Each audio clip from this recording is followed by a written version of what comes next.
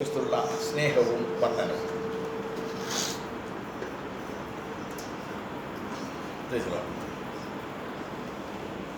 നമുക്കെന്ന് ചിന്തിക്കാൻ കർത്താവ് തന്നിരിക്കുന്നത് ദൈവ കൃപയുടെ അത്യന്ത ധനം നമ്മൾ അറിയണം എന്നുള്ളതാണ്. ഹല്ലേലൂയ.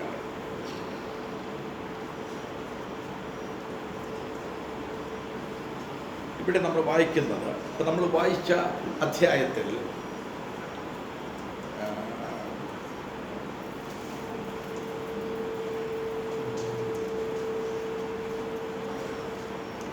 ഏഴാമത്തെ വാക്യം ഞാനൊന്ന് വായിച്ച് നിങ്ങളെ ഒന്ന് ഓർമ്മപ്പെടുത്തുകയാണ്. ആ സുവിശേഷത്തിന് ഞാൻ അവൻ്റെ ശക്തിയുടെ വ്യാപാരപ്രകാരം എനിക്ക് ലഭിച്ച ദൈവത്തിൻ്റെ കൃപാദാനത്താൽ ശുശ്രൂഷക്കാരനായി തീർന്നു.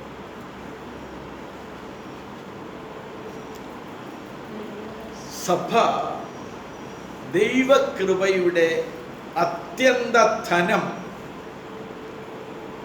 ഈ കാലങ്ങളിൽ കാണിച്ചു കൊടുക്കേണ്ടതിനാണ് ദൈവസഭയെ കർത്താവ് നട്ട് നനച്ച് വളർത്തുന്നത്. ദൈവകൃപയുടെ അത്യന്ത ധനം. നിങ്ങളിൽ ആരെങ്കിലും ഒന്നിവിടെ വന്നെന്ന് ആ ദൈവകരുണയും ധനമാഹാത്മ്യം എന്നുള്ള പാട്ടിൻ്റെ ഒരു വരിയൊന്ന് നാലുപേരും പാടിയിരുന്നെങ്കിലും ഞാൻ ചിന്തിച്ചു. ഞാൻ പാടിയെന്നാൽ യൂട്യൂബിനകത്ത് പോകുന്നതുകൊണ്ട് എനിക്ക് ബുദ്ധിമുട്ടുണ്ട്. ദൈവകരുണയും ധനമാഹാത്മ്യം നാവാൽ വർണ്യമോ പറഞ്ഞപ്പോൾ കുഴപ്പമില്ലല്ലേ?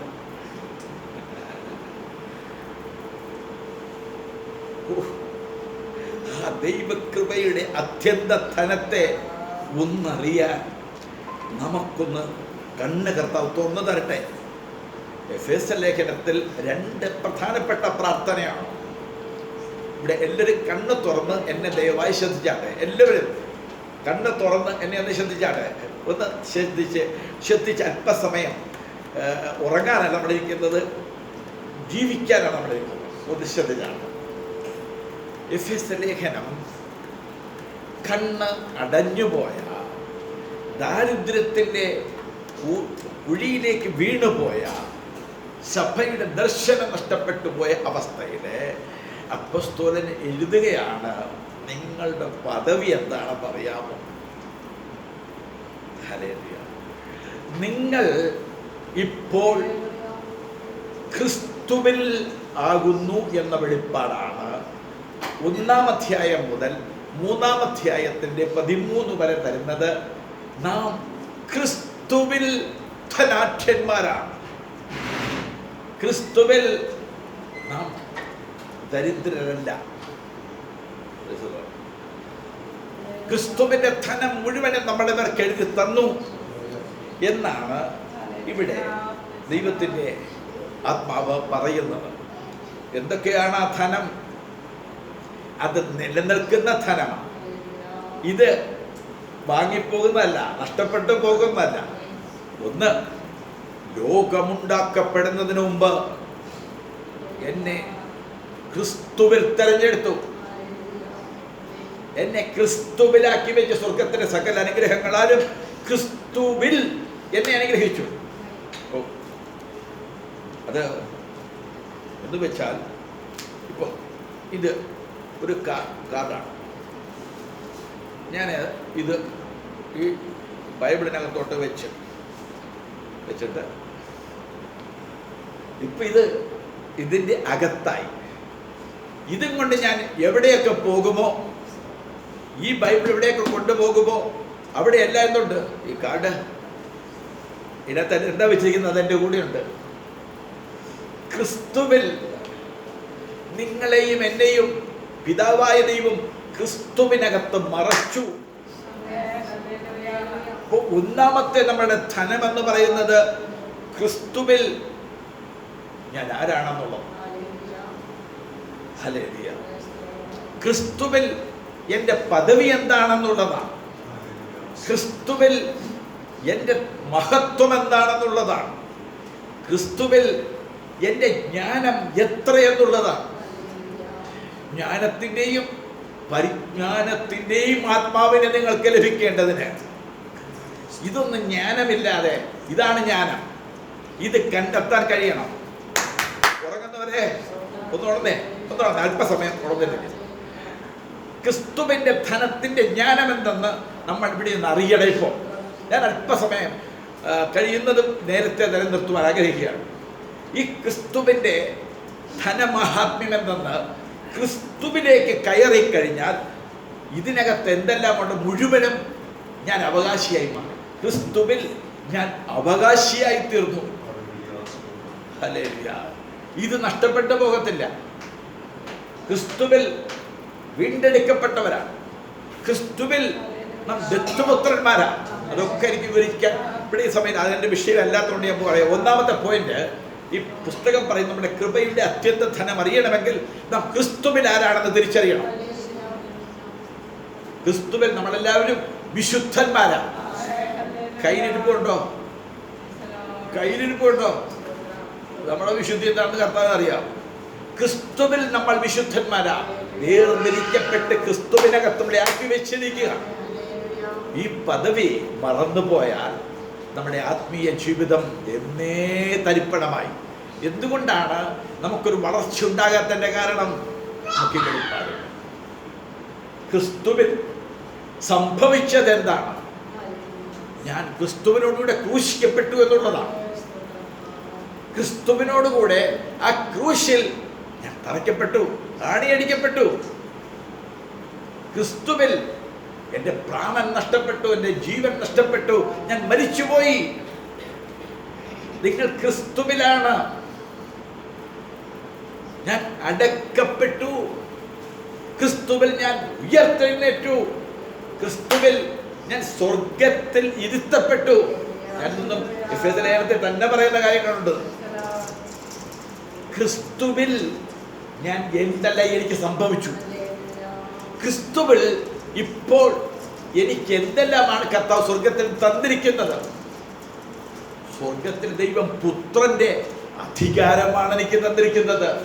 പുത്രന്റെ പവറാണ് എനിക്ക് തന്നിരിക്കുന്നത്. പുത്രന്റെ നയിക്കുന്ന എല്ലാ മഹത്വവുമാണ് തന്നിരിക്കുന്നത്. ഇവിടെ നിർത്തട്ടെ. ഒരു കാര്യം ഞാൻ പറഞ്ഞു. ഇപ്പൊ നമ്മൾ വായിച്ച ഭാഗത്ത് കൃപയുടെ ധനമറിയണം. എന്നിട്ട് നമ്മൾ 3-ാം അധ്യായത്തിൽ വായിക്കുന്നത് നമുക്ക് സാധാരണ കേൾക്കാറുള്ള ഭാഗമാണത്. ഒന്ന് പറഞ്ഞേ പോകാം. നിങ്ങളുടെ ആത്മാവിനാൽ, അവൻ്റെ ആത്മാവിനാൽ നിങ്ങളുടെ അകത്തെ മനുഷ്യനെ സംബന്ധിച്ച് ശക്തിയോടെ ബലപ്പെടണം. ഞാൻ പറഞ്ഞ 3:13 വരെ ക്രിസ്തുവിൽ നമ്മൾ ആരാണ് എന്നുള്ളതാണ്. 3:14 മുതൽ വായിക്കുന്നത് ക്രിസ്തു എന്നിൽ ആരാണ്. ഇപ്പൊ എന്താണ്? ഹല്ലേലൂയ. അതിന്റെ 15-ാമത്തെ വാക്യം ഒന്ന് വായിച്ചേ. 3:15, 16-ാമത്തെ വാക്യം.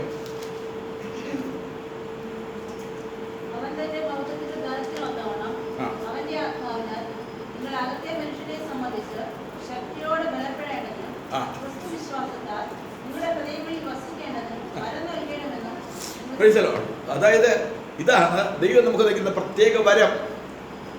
വിശ്വാസത്താൽ ക്രിസ്തു നിങ്ങളുടെ ഹൃദയങ്ങളിൽ വസിക്കണം. അപ്പൊ നമ്മളെന്തായി? 1-ാം അധ്യായം 3-ാം അധ്യായത്തിന്റെ 13-14 വാക്യം വരെ നമ്മൾ എന്താണ്? ക്രിസ്തുവിൽ നമ്മൾ ആരാണ്? ഇവിടെ കൊണ്ട് കേട്ടേക്ക് പോകരുത് കേട്ടോ, തകതി പൊഴിഞ്ഞു. വിശ്വാസത്താൽ ക്രിസ്തു നിങ്ങളുടെ ഹൃദയങ്ങളിൽ വസിക്കണം. അതവന്റെ നാമമല്ല, അതവന്റെ വ്യക്തി ജീവനാണ്. ക്രിസ്തുവിന്റെ ജീവന്റെ ആത്മാവ് എൻ്റെ അകത്ത് വന്ന് താമസിക്കുന്നു. ഞാൻ 2 കാര്യം പറഞ്ഞു. അത് മനസ്സിൽ ഒന്ന് പറയാമോ?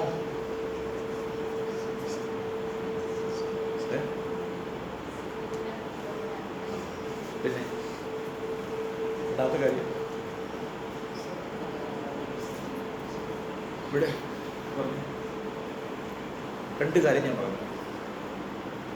എന്തിനാ ഇവിടെ ഇരിക്കുന്നത്? ഇത് കേൾക്കാനല്ലേ ഇരിക്കുന്നത്? വേണ്ട, ഞാൻ 2 കാര്യം പറഞ്ഞു. പറഞ്ഞേ.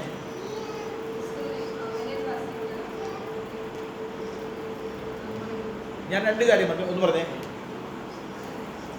എനിക്കൊരു 4 കാര്യം പറയാനുണ്ട്. ഞാൻ എങ്ങനെ പറയും? അടുത്തെങ്ങനെ പറയും? ക്രിസ്തുവിൽ. ഇതിനകത്ത് ഞാനൊരു പേപ്പർ വെച്ച് കാണിച്ചില്ലേ നമ്മൾ ആരാണ്. 2, ക്രിസ്തു നിങ്ങളിൽ. നാം ക്രിസ്തുവിലായി. ഇപ്പൊ ക്രിസ്തു നമ്മളിലായി. ക്രിസ്തു നമ്മളിലായാലുള്ള പ്രത്യേകത അത് സ്ഥിരതയുള്ളതല്ല. നമ്മൾ ഇടയ്ക്കിടയ്ക്കൊക്കെ കർത്താവിനെ മറക്കും. കർത്താവ് അകത്തു വന്നെന്നുള്ളത് മറന്നിട്ട് നമ്മളങ്ങ് ജീവിക്കുമെന്നുള്ളതാണ്. ക്രിസ്തു നിങ്ങളിലായാൽ നിങ്ങൾക്ക് ആത്മീക വളർച്ചയുണ്ടാവും. ക്രിസ്തുവിൻ്റെ സ്വഭാവം എന്നിൽ, അവനോട് അനുരൂപനായി ഞാൻ മാറും. ക്രിസ്തുവിനെ പോലെ ചിന്തകൾ എൻ്റെ ഉള്ളിൽ വരും. ക്രിസ്തുവിൻ്റെ മനസ്സ് എനിക്കറിയാൻ പറ്റും. ക്രിസ്തു എൻ്റെ അകത്ത്. മറ്റേത് പദവിയാ. ഏതാ? In Christ. ഇപ്പോഴെങ്ങനെ? Christ in you. ഹല്ലേലൂയ. കൊലോസ്യർ 1:27. മഹത്വത്തിന്റെ പ്രത്യാശയായ ക്രിസ്തു നിങ്ങളിൽ.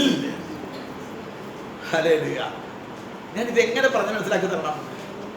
ഇതിനേക്കാൾ കൂടുതൽ എനിക്ക് എങ്ങനെ മലയാളത്തിൽ പറയാൻ എനിക്ക് ഇത്ര അറിയത്തുള്ളൂ. എനിക്ക് മലയാളമേ അറിയത്തുള്ളൂ. അതിൻ്റെ കൂടെ 2 ഇംഗ്ലീഷ് പദങ്ങളും കൂടി ചേർത്ത് പറയുന്നത് അതിൽ കൂടെ മനസ്സിലാക്കാൻ വേണ്ടിയിട്ടാണ്. നമ്മുടെ അകത്ത് കർത്താവ് വന്നെന്ന് പറയുന്നത് നമ്മളെ ചുരുത്തി വെടിപ്പാക്കി രൂപപ്പെടുത്തി മുന്തിരിവള്ളിയുടെ ഫലം നമ്മളിൽ ഉണ്ടാക്കാൻ. കർത്താവ് നിങ്ങളിൽ എപ്പോഴാ? ഞായറാഴ്ച ഒരു 11:30 കഴിയുമ്പോൾ കർത്താവ് നമ്മളിലാവും. 11:30 കഴിയുമ്പോൾ കർത്താവ് നമ്മളിലാവും. എൻ്റെ പ്രിയപ്പെട്ട ഈ വചനത്തിനും തുറന്ന എരിമേ കൈയൊന്ന് ചലിപ്പിച്ച് നിങ്ങളുടെ ശരീരം ഒന്ന് അനക്കിക്കേ. ഒന്ന് നിങ്ങളുടെ ആത്മാവ് ഉറക്കമാണോ? നിങ്ങൾ എത്ര നാളിങ്ങനെ ഇരിക്കും? ഒന്ന് ചിരിക്കും നിങ്ങൾ ദൈവസന്നിധിയിലെ വചനത്തിന് മുമ്പില്. ഒന്ന് സന്തോഷിക്കും നിങ്ങൾ. ഒന്ന് കരവന്നാട്ട്. എന്റെ അകത്ത് കർത്താവ് വന്ന് ഒന്ന് കരമാട്ട്. കുത്തിരിക്കുന്നുണ്ട് വർഷങ്ങളായി. ഹല്ലേലൂയ. നാറ്റം വമിക്കും. അല്പം കൂടെ കഴിഞ്ഞാൽ അപ്പഴേ കുഴിച്ചിടേണ്ടി വരും. അകത്തെ മനുഷ്യൻ ഒരു ബലവുമില്ല. അകത്തെ മനുഷ്യൻ ശക്തിയോടെ ബലപ്പെടണം. അതെന്താ? 6 ദിവസവും ചത്തവന്റെ കൂടെ അല്ലേ? ഉറങ്ങുന്നവനെ ഉണർന്ന മരിച്ചവരുടെ നിന്ന് സിമിത്തേരിക്കാത്ത കിടപ്പ്. പാപം ചെയ്ത് പണത്തിന്റെ പുറകെ നടക്കുന്നവന്റെ, ലോകത്തിന്റെ പുറകെ നടക്കുന്നവന്റെ കൂടെ നടന്നിട്ട് 7ാമത്തെ ദിവസം ഇങ്ങോട്ട് വന്ന എവിടുന്ന് ജീവൻ കിട്ടാനാ? ഉണരണ്ടേ? ഉണർന്ന് കിട്ടണ്ടേ? ഉണർന്ന് അല്ല, ആദ്യം ഉണരണം നമ്മൾ. ഞാൻ ഇവിടെ ഇരിക്കുന്ന ദൈവസന്നിധിയിലാണെന്നൊന്ന് ചിന്തിക്ക്. ഞാൻ വചനത്തിന്റെ മുമ്പിലാണ് നിൽക്കുന്നതെന്ന് ചിന്തിക്ക്. ഹല്ലേലൂയ. നമ്മുടെ ചിന്തകളെ ഒന്ന് രൂപപ്പെടുത്തി എടുക്കണം. ഇവിടെ വന്നിരിക്കുന്ന സാധാരണ നമ്മുടെ ജോലി സ്ഥലത്ത് പോയിരിക്കുന്നവരാണ്. അവിടെയാണെങ്കിൽ ഇച്ചിരി ആക്റ്റീവാണ്. ഇവിടെ വന്നാൽ 3 AC മുമ്പിൽ ഇവിടെ വന്നിരുന്നും കൊണ്ട് ഹല്ലേലൂയ ഉറങ്ങാനും സുഖം. ഹല്ലേലൂയ. ഇപ്പൊ ഇവിടെ നിന്ന് ചിന്തിക്കുന്ന നാളത്തെ കാര്യങ്ങൾ, മോടെ കാര്യങ്ങളെ കുറിച്ച്, ഭാവിയെക്കുറിച്ച് ചിന്തിക്കുന്നത്, മോന്റെ കാര്യങ്ങളെ കുറിച്ചാണ് ചിന്തിക്കുന്നത്. ഇവിടെ വന്നില്ലേ ഏകാഗ്രത നഷ്ടപ്പെട്ടു പോകുന്നു. കാരണം നീ ശവക്കല്ലറയിൽ കിടക്കുന്നൊരു മനുഷ്യൻ. അവനെങ്ങാനും പറഞ്ഞ് അവനെന്തൊരു ബോധമുണ്ടോ? ചത്തവരുടെ കൂടെ, മരിച്ചവരുടെ കൂടെ, പണത്തെ സ്നേഹിക്കുന്നവരുടെ കൂടെ, ലോകത്തെ സ്നേഹിക്കുന്നവരുടെ കൂടെ ഞാനും നിങ്ങളും ഇരുന്നാൽ, ഞാൻ പറയുന്നു, നിങ്ങൾക്കുള്ളിൽ ജീവൻ വരുത്തില്ല. ക്രിസ്തുവിന്റെ ജീവനാണ് നമുക്ക് തന്നിരിക്കുന്നത്. അക്കത്ത് ക്രിസ്തുവിന്റെ ജീവൻ നമ്മുടെ ഉള്ളിൽ നിറഞ്ഞപ്പോൾ എന്ത് സംഭവിച്ചു? ക്രിസ്തുവിന്റെ അതേ സ്വരൂപം എന്നിലുണ്ടായി വരുന്നു. ഹല്ലേലൂയ. കർത്താവിന്റെ അതേ സ്വഭാവം. ഇതിനാണ് കർത്താവ് നമ്മളെ വിളിച്ച് വേർതിരിച്ച് വെച്ചിരിക്കുന്നത്. കർത്താവ് സുഖം. ഇനി അടുത്തത് 2 കാര്യം കൂടെ പറഞ്ഞു പെട്ടെന്ന്. കാരണം നിങ്ങൾക്ക് പറഞ്ഞല്ലേ, ഹൃദയം വളരെ ചുരുക്കം പേരുടെ ഹൃദയം ഒന്ന് തുറക്കപ്പെട്ടല്ലോ. ബാക്കി എല്ലാവരുടെ ഹൃദയം അടച്ച് മുൻവിധിയോ തെറ്റിദ്ധാരണയോ കയ്പോ വിദ്വേഷമോ ഒക്കെ ആയിട്ട് മാത്രം ഇരിക്കുക. ഇപ്പോൾ ഒരു അതില്ലേ പൂർണ്ണ ഈ കാരണം ഇങ്ങനെ ദൈവവചനത്തിന്റെ സത്യങ്ങളെ കേൾപ്പാൻ, പത്യോപദേശത്തിന് ചെവി കൊടുക്കാൻ മനസ്സില്ല. അല്ലാത്ത കർണരസമാകുമാറ് വല്ല കിഴവിക്കഥകളോ ദാവീദോ ഗോലിയാത്തോ ഒക്കെ വരികയാണെങ്കിൽ ചാടി പിടിക്കും. ഹല്ലേലൂയ. ഞാൻ പറയാൻ ദാവീദും ഗോലിയത്തും പുസ്തകത്തിലുള്ള കാര്യം തന്നെ കേട്ടോ, അത് പറയുന്നത് പ്രസംഗിക്കുന്നത് തെറ്റൊന്നുമില്ല. പക്ഷെ ഒരു കാര്യം നമുക്ക് കേൾക്കേണ്ടത് ക്രിസ്തുവിനെ, ക്രൈസ്റ്റ് ഇൻ യു, നിങ്ങളിൽ ക്രിസ്തു ഉരുവായി വരണം, ക്രിസ്തു നിങ്ങളിൽ വളർന്നു വരണം. ഇപ്പൊ 2 കാര്യം ഞാൻ പറഞ്ഞു, ഇപ്പൊ നിങ്ങൾ മനസ്സിലാക്കി ചോദിക്കുന്നു. ഒന്ന് പറയാമോ? ഞാൻ 2 കാര്യം പറഞ്ഞത്. കൊച്ചിന്റെ കാര്യമല്ലേ ചോദിച്ചത്, വചനത്തിന്റെ കാര്യമാണ് പറഞ്ഞു. കേട്ടില്ല. അല്പ സമയം കൂടെ നിനക്ക് ഞാൻ തരുന്നുണ്ട്. കഴിഞ്ഞെന്നാൽ പിന്നെ കുഞ്ഞും കൊച്ചും കൊണ്ടും നടക്കരുത്. ഇവിടെ വചനത്തിന് മുമ്പിൽ വിറച്ചുകൊണ്ടിരുന്നു, വചനത്തിന് വിറച്ചുകൊണ്ടിരുന്നു. ഒന്ന്, മോള് ക്രിസ്തുവിനായി രക്ഷിക്കപ്പെട്ടപ്പോൾ ക്രിസ്തുവിനായി. 2, ദൈവത്തിനു വേണ്ടി ദാഹിക്കാനായിട്ട് ഇറങ്ങി വന്നപ്പോൾ പരിശുദ്ധാത്മാവിനാൽ ക്രിസ്തു മോളുടെ അകത്തായി. 2, 1 ക്രിസ്തുവിനായി, 2 ക്രിസ്തു നിങ്ങളിലായി. എന്തിനാണ്? യേശുവിനെ പോലെ അധികാരമുള്ളവനായി, സ്വഭാവമുള്ളവനായി, ശക്തന്മാരാക്കി നമ്മളെ തീർക്കുക. 3ാമത്തെ കാര്യം, ഹല്ലേലൂയ, വേദപുസ്തകം പറയുന്നത് അവന്റെ പേര് ഇമ്മാനുവേൽ എന്നാണ്. യേശുവിന്റെ പേര് അർത്ഥം എന്താ? കർത്താവ് നമ്മോടുകൂടെ, ലോർഡ് വിത്ത് അസ്, നമ്മുടെ കൂടെ കർത്താവ്. എന്തൊരു സന്തോഷമാണ്! ഒരു സന്തോഷമില്ല. കർത്താവ് അകത്ത് വന്നു, അതിനകത്ത് സന്തോഷമില്ല. കാരണം കർത്താവിനൊപ്പം ജീവിക്കണമല്ലോ, പറ്റത്തില്ല. പോട്ടെ, കർത്താവ് നമ്മുടെ കൂടെ വന്നു. എന്തിനാ കൂടെ വന്നത്? ഒരിക്കൽ ഗിദെയോൻ എന്നൊരു മനുഷ്യന്റെ അടുക്കൽ കർത്താവ് വന്നു. ദൈവത്തിന്റെ ദൂതൻ വന്നു പറഞ്ഞു, അല്ലയോ പരാക്രമശാലിയെ, യഹോവ നിന്നോട് കൂടെയുണ്ട്. ആരെ പരാക്രമശാലി എന്ന് വിളിച്ചതറിയാമോ? തൻ്റെ കോതമ്പ് മിദ്യാന്യർ കൊയ്യാതിരിക്കാൻ കൊണ്ടുപോകും. ശത്രുക്കളെ വിരുവിതയ്ക്കും ശത്രുക്കൾ കൊണ്ടുപോകും. എന്ത് ശത്രുക്കൾ കൊണ്ടുപോയത്? ഈ ആത്മാവിനെ കൊണ്ട് ശത്രു പോയില്ലേ? നീ ഉറക്കെ വന്നിട്ട് ആത്മാവിനെ കൊണ്ട് കൊണ്ടുപോയി, നിന്റെ സന്തോഷം കൊണ്ടുപോയി, നിന്റെ ക്രിസ്തുവിനുള്ള ജീവൻ കൊണ്ടുപോയി. ഹല്ലേലൂയ. നിന്റെ പഴയ സ്നേഹം നഷ്ടപ്പെട്ടു പോയി. ആദ്യ സ്നേഹം പിശാചു കൊണ്ടുപോയി. നിന്റെ ഒരു ആത്മാവിന്റെ പ്രാർത്ഥന ഉണ്ടായിരുന്നത് സാത്താൻ കൊണ്ടുപോയി. എന്തുപറ്റി? ഉറക്കമാ. പക്ഷെ ഒരുത്തൻ ഉറങ്ങത്തില്ല. അവന്റെ പേര് ഗിദെയോൻ എന്നാ. അവൻ തൻ്റെ കോതമ്പ് മിഥ്യാന്യർക്ക് കൊടുക്കത്തില്ല. എൻ്റെ ദൈവകൃപ ശത്രുവിന് കൊടുക്കത്തില്ല. ഹല്ലേലൂയ. എൻ്റെ പ്രാർത്ഥനാ ജീവിതം ഞാൻ ശത്രുവിന് കൊടുക്കത്തില്ല. എൻ്റെ മക്കളെ ഞാൻ ശത്രുവിന് കൊടുക്കത്തില്ല. മോശയോട് പറ, എൻ്റെ നന്മ ശത്രുവിന് കൊടുക്കത്തില്ല. ഇസ്രായേലിന് മുഴുവൻ ഉറക്കമാ.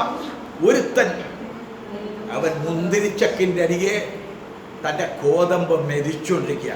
മുന്തിരിച്ചക്കിൻ്റെ അരികെ വെച്ചല്ല കോതമ്പ് മരിക്കുന്നത്. പേടിച്ച് അവർ കാണാതെ അർദ്ധരാത്രിക്ക് എഴുന്നേറ്റ് ഭയന്ന്, അവർ ശത്രുക്കളെ ഭയന്നിട്ട് തൻ്റെ കോതമ്പ് മുന്തിരിച്ചക്കിൻ്റെ അരികെ വെച്ച് മരിക്കുമ്പോൾ ഒരു ദൈവത്തിൻ്റെ ദൂതൻ വന്ന് നോക്കിയിരിക്കുക.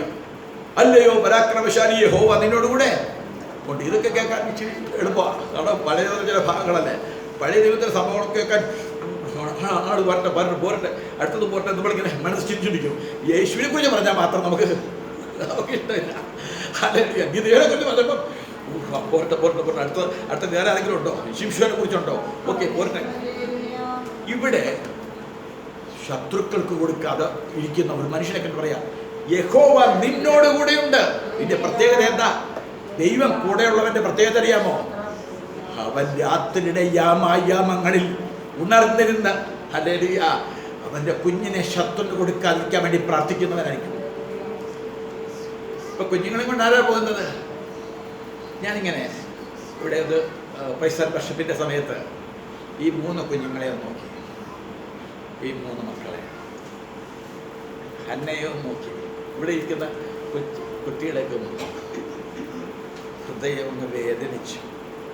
ഹൃദയം അങ്ങ് വീട്ടിൽ അവർക്ക് അവരുടെ അപ്പനും അമ്മയും സ്തുതിക്കുന്നില്ല. അവരുടെ അപ്പനും അമ്മയ്ക്കും ദൈവത്തോടുള്ള റിലേഷൻ ഇല്ല. ഉണ്ടെങ്കിൽ കുഞ്ഞുങ്ങൾക്കുണ്ടാകണം, ഉണ്ടാകും. ഇവിടെ പാട്ട് പാടുമ്പോൾ ഇവിടെ എല്ലാവരും സ്തോത്രം ചെയ്യുമ്പോൾ കണ്ണും വിളിച്ചു. കണ്ണിന്റെ വലിപ്പൂലം കൊണ്ട് നമ്മൾ ഞെട്ടിപ്പോവും. നിങ്ങളുടെ കണ്ണിൻ്റെ വലിപ്പമൊക്കെ ഞാൻ കണ്ടു, എന്ത് വലിപ്പം ഉണ്ടെന്ന്. ഹല്ലേലൂയ. എന്താ കാരണം? തലമുറയെ കൊണ്ടുപോകും മറ്റവൻ. നിന്റെ കുഞ്ഞുങ്ങളെ കൊണ്ട് അവൻ കൊണ്ടുപോയിട്ട് അവസാനം ഇവരെ പഠിപ്പിച്ച് ഡോക്ടറാക്കി. ഇവർ 3 ഡോക്ടേഴ്സായി. കർത്താവിന് ഇവരെ കൊണ്ട് പ്രയോജനമില്ലെങ്കിലോ, ഇവരെ കൊണ്ട് കർത്താവിന് പ്രയോജനമില്ലെങ്കിലോ നിങ്ങളുടെ ഓട്ടവും അധ്വാനം എന്തായിത്തീർന്നു? പ്രിയപ്പെട്ടവരെ, ഒന്ന് ചിന്തിക്കാൻ പറ്റും. നിങ്ങളുടെ കുഞ്ഞുങ്ങളെ അങ്ങനെ കർത്താവിനോട്ട് കൊടുക്കത്തില്ല. ഇവിടെ നിങ്ങൾ ഉറങ്ങിയാലും ഇവിടെ ഇരുന്നൊരു മനുഷ്യരുന്നുകൊണ്ട് രാത്രിയുടെ യാമങ്ങളിൽ എന്നെ ഏൽപ്പിച്ചതല്ലേ. അതുകൊണ്ട് ഞാൻ പറഞ്ഞ മധ്യസ്ഥത കർത്താവാണ്. യഥാർത്ഥ മധ്യസ്ഥൻ കർത്താവായ യേശുക്രിസ്തു ക്രൂശിൽ ഉയർത്തെഴുന്നേറ്റിട്ട് അവൻ പോയി പിതാവിൻ്റെ വലത്തുഭാഗത്തിന് വേണ്ടി പ്രാർത്ഥിക്കുന്നുണ്ട്. ഞാൻ ഉറങ്ങിയാലും പ്രാർത്ഥിക്കും, അവൻ പ്രാർത്ഥിക്കും. പക്ഷെ എൻ്റെ കൂടെ ജോലിയാണ്. ഭൂമിയിൽ വെച്ച് അന്യോന്യം മധ്യസ്ഥൻ, അന്യോന്യം. ഹല്ലേലൂയ. ഇവിടുത്തെ കുഞ്ഞുങ്ങളെ ഓർത്ത് നിങ്ങൾ പ്രാർത്ഥിക്കുക, നിങ്ങളുടെ കുഞ്ഞുങ്ങളെ ഓർത്ത് അവർ പ്രാർത്ഥിക്കുക, കുഞ്ഞുങ്ങളെ ഓർത്ത് പ്രാർത്ഥിക്കണം. ഹല്ലേലൂയ. രാത്രി ഉറങ്ങാതെ ഒന്നും കൊണ്ട് കോതമ്പ് മതിക്കുക. അല്ലയോ പരാക്രമശാലിയെ, യഹോവ നിന്നോടുകൂടെ ഉണ്ട്. ആമേൻ. കർത്താവ് കൂടെയുള്ള ദൈവമാണ്. ഇതില്ല, നിന്റെ നന്മയെ ശത്രുവിന് കൊടുക്കാൻ സമ്മതിക്കത്തില്ല. നിന്റെ തലമുറയെ ശത്രു കൊണ്ടുപോകാൻ സമ്മതിക്കത്തില്ല. ഉണ്ടെന്ന് പറഞ്ഞുകൊണ്ട് ഉറങ്ങാനല്ല, ഉണ്ടെന്നുള്ള ശരിയാ, പക്ഷെ നിനക്കറിയത്തില്ല. രാത്രിയിൽ നിന്റെ കൂടെ കർത്താവ് ഉറങ്ങാതെ അവൻ മയങ്ങുന്നില്ല, ഉറങ്ങുന്നിരിക്കുക. ഞാനാണെങ്കിൽ കുറുക്കപ്പെടുത്തി ചോർക്കമാണ്. എന്തിനാ യാമങ്ങൾ? യാമങ്ങൾ തോറും വാഴ്ചകളും അധികാരങ്ങളും ഈ അന്ധകാരത്തിന്റെ ലോകാധിപതികളും സ്വർലോകങ്ങളിലെ ദുഷ്ടാത്മസേനകളും കൂടെ ഉണർന്നു നടക്കുക. എവിടെ കയറണം, ആരെ തകർക്കണമെന്ന് പറഞ്ഞുകൊണ്ട് യാമങ്ങൾ തോറും പലര് എഴുന്നേറ്റ് 5 മിനിറ്റ് മതി തന്നെ, അരമണിക്കൂർ മതി തന്നെ ഒന്ന് പ്രാർത്ഥിക്കുന്നിട്ട് എന്ത് അത് കൊടുക്കണം, ഇത് കൊടുക്കണം. ഭൂമിയിലുള്ള കാര്യം പ്രാർത്ഥിക്കാനല്ലേ പറഞ്ഞത്. ആത്മാക്കളെ ഓർത്ത് പ്രാർത്ഥിക്കണം, കുഞ്ഞുങ്ങളെ ആത്മാവിനെ ഓർത്ത് പ്രാർത്ഥിക്കണം, അവരുടെ ദൈവകൃപയ്ക്ക് വേണ്ടി പ്രാർത്ഥിക്കണം. ദൈവം നമ്മോട് കൂടെയുണ്ടെന്ന് കഴിഞ്ഞ ഒരാഴ്ച മറന്നുപോയവരൊന്ന് കരമുയർത്തിക്കുക. ബുദ്ധിയിൽ അറിവല്ലേ ചോദിച്ചു. ദൈവം കൂടെയുണ്ടെന്ന് കൈക്ക് പിടിച്ച് നടക്കുന്നത് അനുഭവിച്ചവർ ഒന്ന് കരമുയർത്തിക്കുക. നിങ്ങൾ അങ്ങനെ കരമുയർത്തുമ്പോൾ എൻ്റെ ഉള്ളിൽ ഒരു തണുപ്പ്. സത്യം എന്താണെന്നുള്ളത് കർത്താവ് അറിയട്ടെ. യഹോവ നിന്നോട് കൂടെയുണ്ട്. വേദപുസ്തകം ഏതൊക്കെ ഭാഗത്തുണ്ടെന്ന് ഞാൻ പറയുന്നത് സമയം കടന്നു പോകും. ഞാൻ അങ്ങനെ കടന്ന് ഞാൻ പറഞ്ഞിട്ട് കാര്യമില്ല. എനിക്കറിയാം ആത്മാവിൽ നിങ്ങൾക്ക് ഇതിനകത്ത് നിന്ന് എന്തെങ്കിലുമൊക്കെ കിട്ടും, അത്രയേ ഉള്ളൂ. കാരണം നിങ്ങളുടെ ഹൃദയത്തിനകത്ത് അത്രയും വലിയ വിശാലതയില്ല, വിശാലത വന്നിട്ടില്ല. യഹോവ നിന്നോട് കൂടെയുണ്ട്. ഇവിടെ പറയുകയാണ് കർത്താവ് നമ്മോടുകൂടെ. അവൻ നമ്മളെ ശത്രുവിൻ്റെ കയ്യിൽ കൊടുക്കത്തില്ല. ശത്രുവിന് വേണ്ടത് നിന്റെ ആത്മാവിനെയാണ്. ശത്രുവിന് വേണ്ടത്, സാത്താന് വേണ്ടത്. ഇവിടെ ഞാൻ വഴക്ക് പറയും, അല്ല കുഞ്ഞിനെയല്ല വഴക്ക് പറയാൻ പോണത്, അമ്മമാരെ വഴക്ക് പറയാൻ പോണത്. ശ്രദ്ധിച്ചു. അപ്പോൾ ശത്രുവിന് വേണ്ടത് ആരെയാ എന്ന് പറഞ്ഞേ? നമ്മുടെ പണവും കൊണ്ട് പോകാനല്ല ശത്രു വരുന്നത്. നിന്റെ സമ്പത്തും കൊണ്ടുപോകാനും നിന്റെ ആരോഗ്യം കൊണ്ടുപോകാനൊന്നുമല്ല ശത്രു വരുന്നത്. ശത്രു വരുന്നത് നിന്റെ ജീവനെ കൊണ്ടുപോകാൻ, നിന്റെ ആത്മജീവൻ കൊണ്ടുപോകണം. ഇവിടെ വന്നിട്ട് അങ്ങിരിക്കണം. വചനം കേൾക്കുമ്പോഴത്തേക്ക് ദേവദാസന്റെ മുഖത്തേക്ക് നോക്കട്ടെ. എന്താണ്? നിന്റെ ജീവനെയും കൊണ്ട് അവനങ്ങ് പോണം. പിശാച് വരുന്നത് അറുപ്പാനെ, മുടിപ്പാനെ, മോഷ്ടിപ്പാൻ, നിന്നെ കൊണ്ട് പാപം ചെയ്യിക്കാൻ. അതിനാണ് സാത്താൻ വരുന്നത്. അപ്പം നമ്മൾ ഇത് തിരിച്ചറിഞ്ഞ് നമ്മൾ ദൈവത്തോട് കൂടെ എന്നുള്ള ബോധ്യമില്ലെങ്കിലോ നമ്മൾ ഭയപ്പെടും. ദൈവം എൻ്റെ കൂടെ, എൻ്റെ കൂടെ ദൈവമുണ്ടെന്നുള്ള ഉറപ്പുള്ളൊരു വ്യക്തിക്ക് അവനുമായിട്ടുള്ള ബന്ധത്തിൽ അവൻ എന്നെ കാണുന്നു, അവൻ എന്നെ അറിയുന്നു.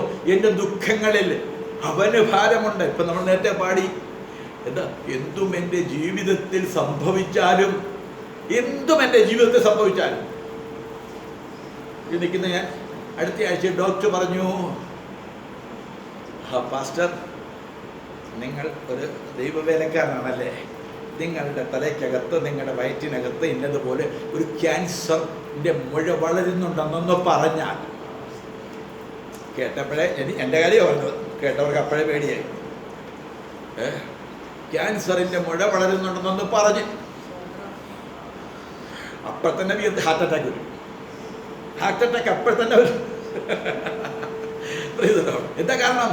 അങ്ങ് ലോകത്ത് ജീവിക്കാനുള്ള കൊതിയല്ലേ, ലോകത്തോടുള്ള കൊതിയങ്ങ്. ഹല്ലേലൂയ. ഞാൻ നിങ്ങളുടെ ആരും കൂടെ കാര്യം പറഞ്ഞ ഉദാഹരണങ്ങൾ നിങ്ങളെ കുറിച്ച് വന്നാൽ ഇപ്പം നിങ്ങൾക്ക് ബോധം വരും. അവിടെ ഞാൻ എന്നെ കുറിച്ച് തന്നെ പറഞ്ഞത്. എന്തും എൻ്റെ ജീവിതത്തിൽ സംഭവിച്ചാലും, ഹല്ലേലൂയ, എന്തും എൻ്റെ ജീവിതത്തിൽ സംഭവിച്ചാലും എന്തിനെന്നകം കലങ്ങി ചോദിക്കില്ല ഞാൻ, എന്തിനാണ് കർത്താവ് എനിക്കിത് തന്നത്?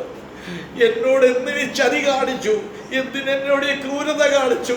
കർത്താവെ, ദൈവമില്ലാത്ത ഒരുപാട് പേരുണ്ടല്ലോ, എന്നോട് മാത്രം ദൈവം ക്രൂരൻ, ദൈവം ചതി. അറിയാതെയെങ്കിലും പറയരുത്, ചിന്തിക്കരുത്. അവൻ നല്ലവനാണ്, നല്ലവനാണ്, നല്ലവനാണ്. എന്നോട് എന്തിന് ചതി ചെയ്തു? എന്നോടൊരു പാവപ്പെട്ട സഹോദരി ചോദിച്ചാൽ, ചെറുപ്പത്തിലെ ഭർത്താവ് അങ്ങ് മരിച്ചുപോയി, പാസ്റ്റേ എന്നോട് എന്തിനാണ് ഈ ചതി ദൈവം ചെയ്തു? എന്തൊരു വേദന! ദൈവം ചതിക്കുമോ? ചതിയനാണോ? ഹല്ലേലൂയ. എന്തിനെന്നകം കലങ്ങി ചോദിക്കില്ല ഞാൻ. ഹല്ലേലൂയ. നൊന്തൊഴുകും കണ്ണുനീർ തൻ പൊന്നുപാദത്തിൽ ചിന്തിക്കൊണ്ട്, എൻ്റെ നൊന്തു വേദന കൊണ്ട് കലങ്ങി എൻ്റെ ഹൃദയത്തിൽ നിന്ന് ഒഴുകുന്ന കണ്ണുനീർ അവൻ്റെ പാദത്തിൽ വീണുകൊണ്ട് ഞാൻ പറയും, എൻ്റെ യേശു നല്ലവനാണ്, എൻ്റെ ദൈവം നല്ലവനാണ്, എൻ്റെ ദൈവം നല്ലവനാണ്. അടുത്തിരിക്കുന്ന കൈ കൊടുത്ത് പറഞ്ഞേ, എൻ്റെ യേശു നല്ലവനാണ്, എൻ്റെ ദൈവം നല്ലവനാണ്. ഹല്ലേലൂയ. അവൻ നമ്മോട് കൂടെയുണ്ട്. അവൻ നമ്മളെ തകർക്കാനല്ല വന്നത്, അവൻ നമ്മളെ നശിപ്പിക്കാനല്ല വന്നത്, സ്വർഗം വിട്ട് ഭൂമിയിൽ വന്നത് നിന്റെ കണ്ണുനീര് തുടയ്ക്കാനാണ്. അവൻ നിന്നെ രക്ഷിക്കാനാണ് വന്നത്, ദൈവ മക്കളാക്കി തീർക്കാനാണ് വന്നത്. ഇപ്പൊ ഞാൻ 3 കാര്യം പറഞ്ഞു. ഇതിനകത്തുനിന്നുള്ള വിഷയങ്ങളാണ് ഇതെല്ലാം കേട്ടോ. 4-ാം അധ്യായം കൂടെ നിങ്ങളൊന്ന് വായിച്ചു നോക്കണം. അവൻ നമ്മോട് കൂടെ ഉണ്ടെന്നുള്ള ഉറപ്പുള്ള ദൈവം ഇതിനെ കണ്ടാൽ അറിയാം. അവൻ സഭയ്ക്കകത്ത് വരുന്നത് കണ്ടാൽ അറിയാം. അവൻ്റെ ഒരു സ്തോത്രം കേട്ടാൽ അറിയാം. നമ്മോട് കൂടെ അവനുണ്ട് എന്ന് പറഞ്ഞൊന്ന് ഉറപ്പിച്ചു നോക്ക്. അടുത്തിരുന്ന് ഉറങ്ങുന്ന സഹോദരൻ, നമ്മുടെ കൂടെ ദൈവമുണ്ട് സഹോദര. അടുത്തിരിക്കുന്ന സഹോദരൻ പറയാം, ദുഃഖിച്ചിരിക്കുന്നു, നമ്മുടെ കൂടെ ദൈവമുണ്ട് സഹോദരി. വേറെ എന്തെല്ലാം ഇല്ലെങ്കിൽ എന്താ, ദൈവം ഉണ്ടെങ്കിൽ എന്തിന് ഞാൻ ഭാരപ്പെടും. 4 കാര്യം ഞാൻ പറഞ്ഞു, ഒന്നുകൂടെ ഓർമ്മിക്കുക. ഒന്നാമത്തത് ക്രൈസ്റ്റ്, ഇൻ ക്രൈസ്റ്റ് നമ്മൾ ക്രിസ്തുവിലാണ്. രണ്ടാമത്തത് ക്രൈസ്റ്റ് ഇൻ യു. മൂന്നാമത്തത് ക്രൈസ്റ്റ് വിത്ത് us, അവൻ നമ്മുടെ കൂടെ. നല്ലാത്ത കേൾക്കണം, നല്ലാത്തോട് നോക്കണം. ഹല്ലേലൂയ. നമ്മൾ അവൻ്റെ കൂടെ. ഹല്ലേലൂയ. നമ്മൾ അവൻ്റെ കൂടെ. കർത്താവ് നമ്മോട് കൂടെ ഒക്കെ ഉണ്ട്, അത് സ്ഥിരമാണ്. നമ്മൾ അവൻ്റെ കൂടെ ഒരാഴ്ച എത്ര ദിവസമുണ്ട്? അവൻ്റെ കൂടെ നടക്കുന്നവരെ ഹാനോക്ക് വിശ്വാസത്താൽ ദൈവത്തോട് കൂടെ നടന്നു. വിശ്വാസമുണ്ടെങ്കിൽ നമുക്കവൻ്റെ കൂടെ നടക്കാൻ പറ്റും.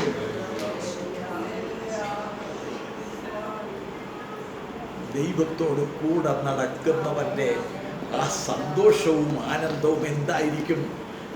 ദൈവത്തോട് കൂടെ നടക്കുന്നവർ, ഇവിടെ ദൈവത്തോട് കൂടെ നടക്കുന്നവർ, ദൈവം കൂടെയുണ്ട്. ചിലപ്പോഴൊക്കെ മറന്നു. അപ്പോഴാണ് സഹോദരനോടും അങ്ങനെ ഹല്ലേലൂയ ആരെങ്കിലും ഒരിച്ചിരി എന്തെങ്കിലും കാണിച്ചാൽ ഉടനെ എനിക്ക് സഹിക്കാൻ വയ്യ, കാരണം കർത്താവ് കൂടെ ഉണ്ടെന്നൊക്കെ ഞാനങ്ങ് മറക്കുക. എന്നാൽ അടുത്തത് ഞാനത് പറയുന്നത് നിങ്ങളൊന്ന് ശ്രദ്ധിക്കണം. ഞാൻ എൻ്റെ വാക്കുകളെ ചുരുക്കുക. നിങ്ങൾ കർത്താവിൻ്റെ കൂടെയാണോ? ഒന്ന്, നമ്മൾ ക്രിസ്തുവിലാണ്, ക്രിസ്തു നമ്മളിലാണ്, ക്രിസ്തു നമ്മോട് കൂടെയുണ്ട്. നമ്മൾ ക്രിസ്തുവിൻ്റെ കൂടെയുണ്ടോ? എങ്ങനെ അറിയാൻ പറ്റും? ക്രിസ്തു, ഞാൻ കർത്താവിൻ്റെ കൂടെ നടക്കുന്നു. ഹാനോക്ക് ഭാര്യ, മക്കൾ, കൊച്ചുമക്കൾ എത്ര വർഷമായി ദൈവത്തിൻ്റെ കൂടെ നടക്കാൻ തുടങ്ങിയിട്ട്? ഹാനോക്ക് എത്ര വർഷമായി കർത്താവിൻ്റെ കൂടെ നടക്കാൻ തുടങ്ങിയിട്ട്?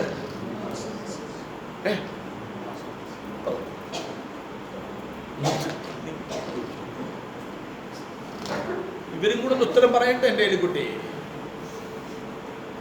300 സംവത്സരം 65 വയസ്സായപ്പോൾ ഒരു മകൻ ജനിച്ചു. മകൻ ജനിച്ചപ്പോൾ തൊട്ട് ഹാനോക്ക് ദൈവത്തോട് നടക്കാൻ തുടങ്ങി. ഇപ്പം 365 വയസ്സായി.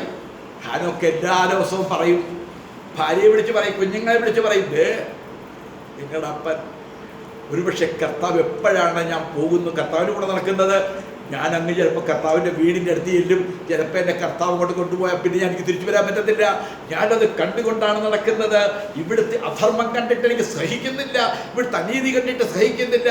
അവൻ ലോകത്തോട് പ്രവചിച്ചു. അവൻ പറഞ്ഞു, ഞാൻ പോകും, എൻ്റെ കർത്താവിൻ്റെ കൂടെ യാത്ര ചെയ്യും. വിശ്വാസത്താൽ ദൈവത്തോടു കൂടെ നടന്നു. ഒരു ദിവസം അവൻ്റെ സ്വന്തം വീടവൻ കണ്ടു. ദൈവത്തോടു കൂടെ നടന്നാൽ അതൊന്ന് കാണും.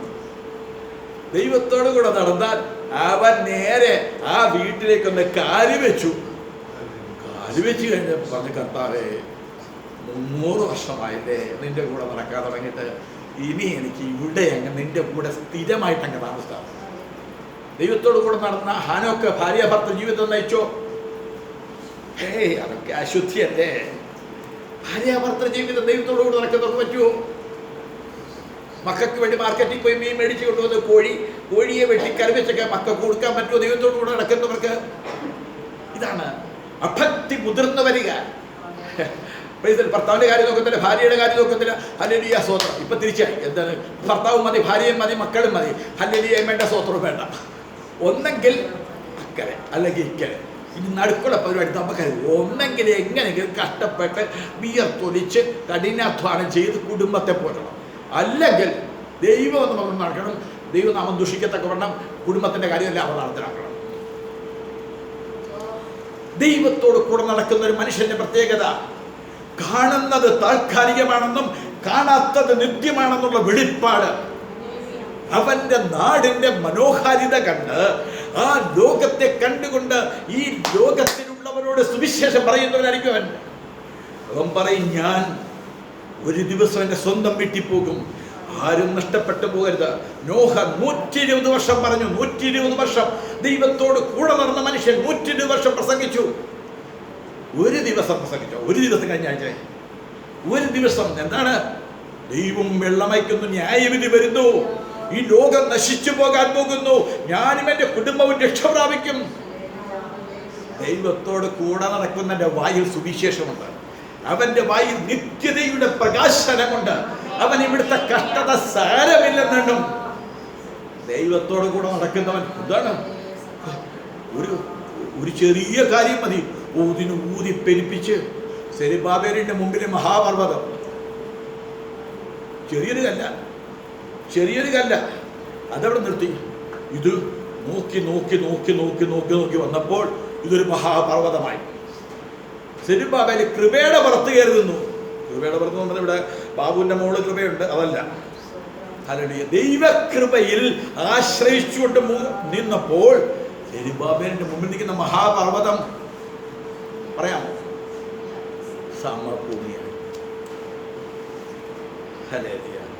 സൈന്യത്താലുമല്ല, ശക്തിയാലുമല്ല, യഹോവയുടെ ആത്മാവിനാൽ കൃപ എന്നാർത്തുകൊണ്ട് അതിന്റെ മേൽ ആണിക്കല്ല് കയറ്റി. അവന്റെ പ്രശ്നം എത്ര വലുതാണ്? നിങ്ങളുടെ പ്രശ്നം, നിങ്ങളുടെ രോഗം എത്ര വലുതാണ്? നിങ്ങളുടെ ദുഃഖം എത്ര വലുതാണ്? നിങ്ങളുടെ ആവശ്യം എത്ര വലുതാണ്?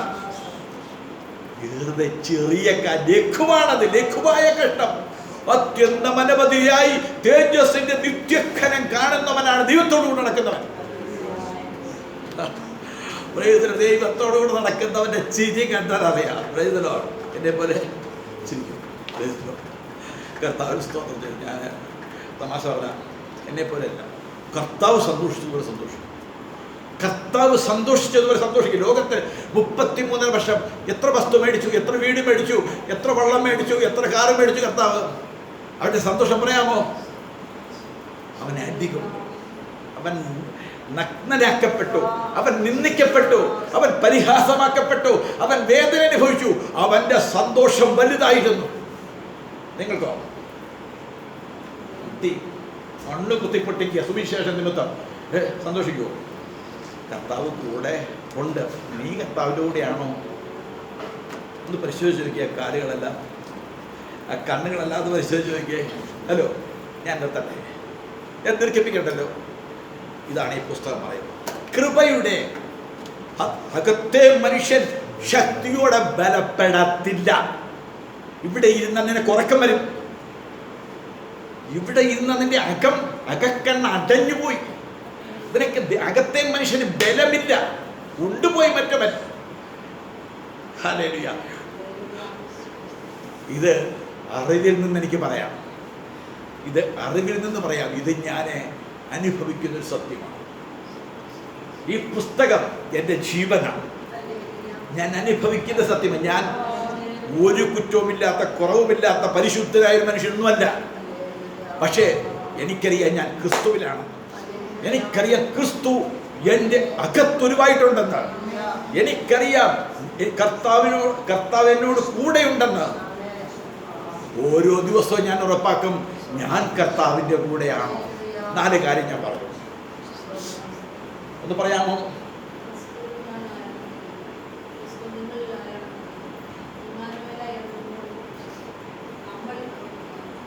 അവൻ്റെ കൂടെ, നമ്മൾ അവൻ്റെ കൂടെ. സജൻ കാണിക്കുന്ന ചില പ്രവൃത്തിയൊക്കെ കണ്ടെന്നാൽ എവിടുന്ന് ഉള്ളംകാലിൽ നിന്ന് ചൊറിഞ്ഞു കയറും. അപ്പോൾ കർത്താവ് പറയും, പാസ്റ്റർ പറഞ്ഞ പ്രസംഗം നീ ഓർക്കുന്നുണ്ടോ മോളെ? എന്തുവാ? നീ കർത്താവിൻ്റെ കൂടെയാണോ? നീ കർത്താവിൻ്റെ കൂടെയാണോ? മോളിക്കുട്ടിയുടെ നാവങ്ങ് അടങ്ങി. അല്ലെങ്കിൽ സജൻ്റെ ആ കണ്ണൊന്നും, ഞാൻ കർത്താവിൻ്റെ കൂടെ ഇങ്ങനെ കാത്തിരിക്കുക. കർത്താവ് ഇങ്ങനെ വന്ന് കാത്തിരിക്കുക. നീ എൻ്റെ കൂടെ ഒന്ന് വരുമോ? ഞാൻ ഇതെല്ലാം നിരക്കുന്നുണ്ടല്ലേ, എൻ്റെ കൂടെ ഒന്ന് നടക്കാമോ? നമുക്കൊന്നിച്ചൊന്ന് നടക്കാം. ഇതാണ് സഭ. കർത്താവിന് ഒന്നിച്ച് നടക്കാൻ ഒരു സിമ്പിൾ മാർഗം, ഒരു വാക്ക് പറയാം. ഒന്നിച്ച് നടക്കണമെങ്കിൽ എൻ്റെ തലയോട് കൂടെ എൻ്റെ ശരീരത്തിൽ ഒന്നിച്ച് നടക്കാൻ എന്തെങ്കിലും ബുദ്ധിമുട്ടുണ്ടോ? ഈ തലയോട് കൂടെ എൻ്റെ കൈയും കാലും എല്ലാം ഒന്നിച്ച് നടക്കാൻ എന്തെങ്കിലും ബുദ്ധിമുട്ടുണ്ടോ? ഒരു ബുദ്ധിമുട്ടില്ല. പക്ഷേ അതേസമയത്ത് നിങ്ങളെ എൻ്റെ ബുദ്ധി പറയുന്ന പോലെ എൻ്റെ തല പറയുന്നത് നടത്താൻ എനിക്ക് പറ്റുമോ? പറ്റത്തില്ല. എൻ്റെ മക്കളെ പറ്റത്തില്ല, പിന്നെയാണോ? അവൻ്റെ ഭാര്യയെ ഞാൻ ഉദ്ദേശിക്കുന്നത് നടക്കുന്നത് പറ്റത്തില്ല. പക്ഷേ എൻ്റെ തല പറയുന്നത് എൻ്റെ ഈ കുഞ്ഞു വിരൽ ചലിക്കുന്നുണ്ട്. ക്രിസ്തുവാകുന്ന തലയോട് നമ്മൾ ഒന്നിച്ച് നിന്നാൽ, സിമ്പിൾ, യേശു എൻ്റെ കർത്താവ് എന്ന് പറഞ്ഞാൽ, വാഗൊണ്ട് പറയാനല്ല, ഹൃദയം കൊണ്ട് ഒന്നേറ്റു പറഞ്ഞാൽ, നിന്റെ ഇപ്പോഴത്തെ കർത്താവ് ആരാണെന്നറിയാമോ? നിന്റെ ഇപ്പോഴത്തെ കർത്താവ് ആരാണെന്നറിയാമോ? ധനമാണ്, ധനം. ലോകമാണ് നിന്റെ കർത്താവ്, പണമാണ് നിന്റെ കർത്താവ്. മാമോനെയും ദൈവത്തെ കൊണ്ട് ഒന്നിച്ച് നിനക്ക് സ്നേഹിക്കാൻ പറ്റത്തില്ല. അവൻ പറയുന്ന പോലെ നിന്റെ തള്ളവെല്ലാം ചലിക്കത്തുള്ളൂ, ചെറുവെല്ലാം ചലിക്കത്തുള്ളൂ. ഹല്ലേലൂയ.